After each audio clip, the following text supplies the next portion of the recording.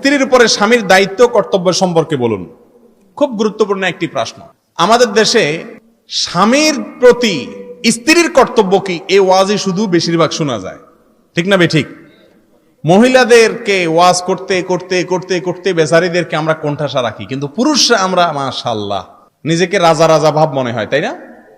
অথচ স্ত্রীর যেরকম অনেক কর্তব্য আছে স্বামীর প্রতি, স্বামীরও অনেক কর্তব্য আছে স্ত্রীর প্রতি, ঠিক না বেঠিক? স্বামীর যে সমস্ত কর্তব্য আছে তার মধ্যে এক নম্বর কর্তব্য হলো আল্লাহ কোরআনে বলেছেন ওয়াশিরুহুন্না বিল মারুফ, স্ত্রীর সাথে সদাচরণ করতে হবে, সদ্ব্যবহার করতে হবে, সুন্দরভাবে জীবনযাপন করতে হবে, ছেঁচড়ামি করা যাবে না।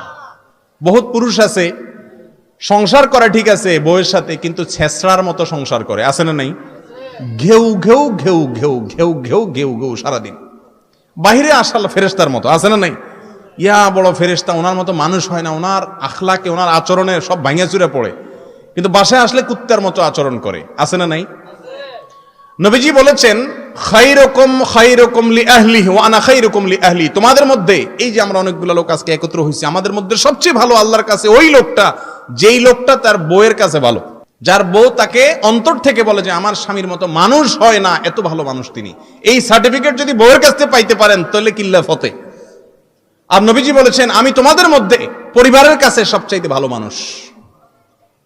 আমাদের অবস্থা হলো আমরা বাইরে যত ভালোই থাকি না কেন, বউয়ে আমাদের সবার গোমর সব জানে। রাগ উঠলে মুখ দিয়া কি বাইর হয়, কি করি না করি আমরা, এই সব বুজুর্গি কারামত সব কে জানে? বউ জানে।